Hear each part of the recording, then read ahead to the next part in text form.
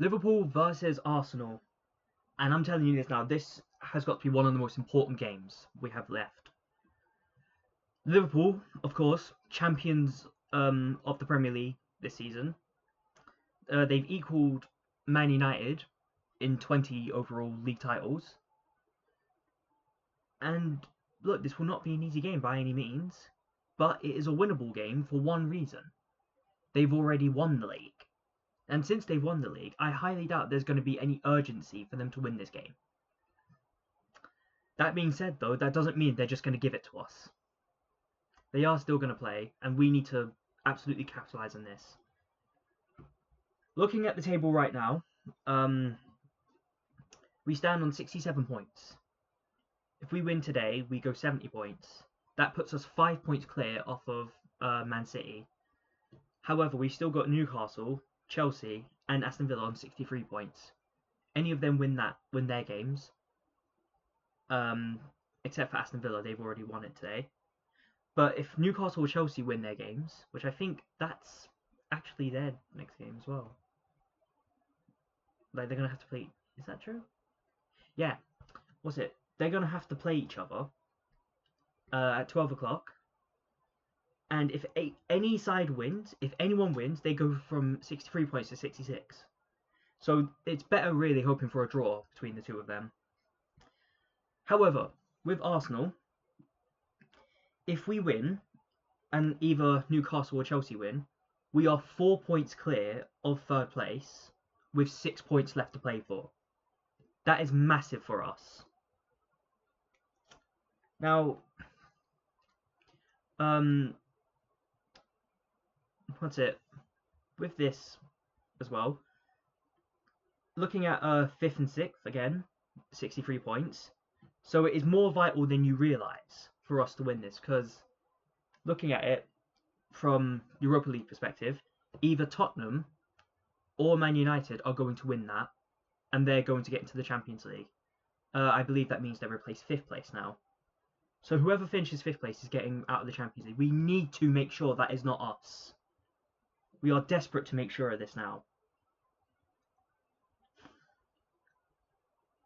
63 points. Sorry, I'm just doing the math in my head right now. 63 points, so that's 7 points clear. Anyways, we'd be 7 points clear, 6 points clear. So if we win, we will be clear of that 6th place spot at the very least. We'll be clear of Aston Villa, but that's if we win. If Newcastle and Chelsea draw, then that will mean that all we need, I think, is a point. Just a point. And, of course, if either of those two wins, we need to go the full 2 games, I think. Oh no, my math's a bit fucked right now. But look, more news. I know I'm late to this.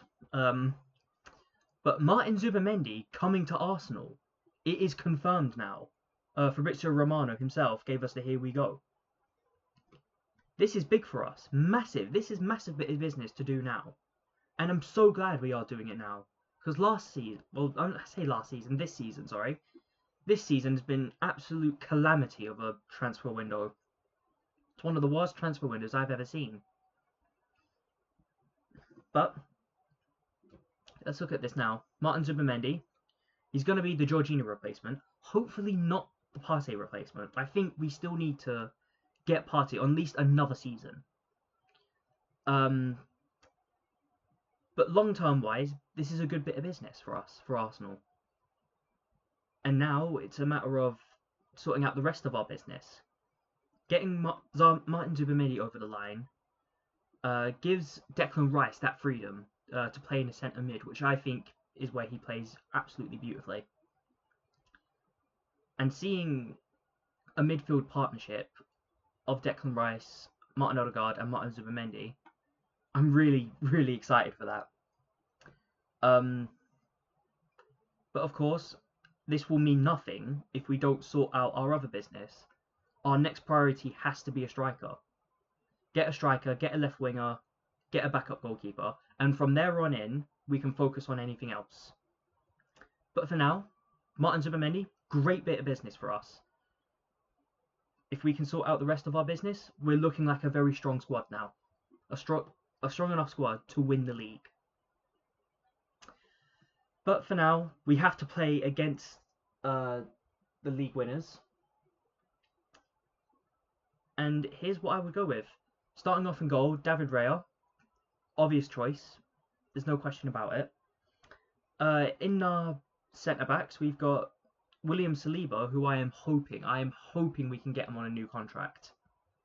We need him desperately. It would feel wrong. It does feel wrong to kind of separate William Saliba with Gabriel. But hopefully we don't have to. And of course with him, it's going to have to be Jakub Kiwior. Obviously Gabriel with his injury. But look, Jakub Kiwior, he has stepped up quite well. And I think maybe that was just what he was missing, was a bit of game time.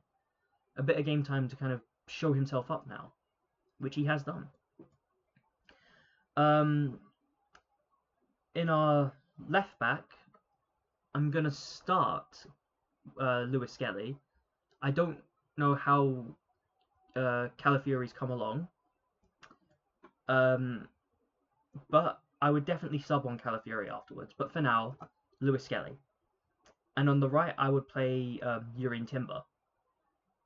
Jurrien Timber is a brilliant defender, I believe. And yes, he might have struggled a bit against PSG, but let's be honest, it's PSG.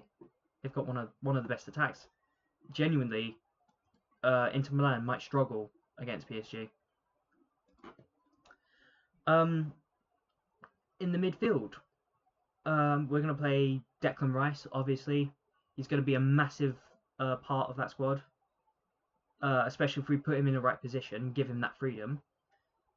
And he's going to play alongside Thomas Partey, which I'm hoping this is not his last season here. I want to see him at least for another season or two.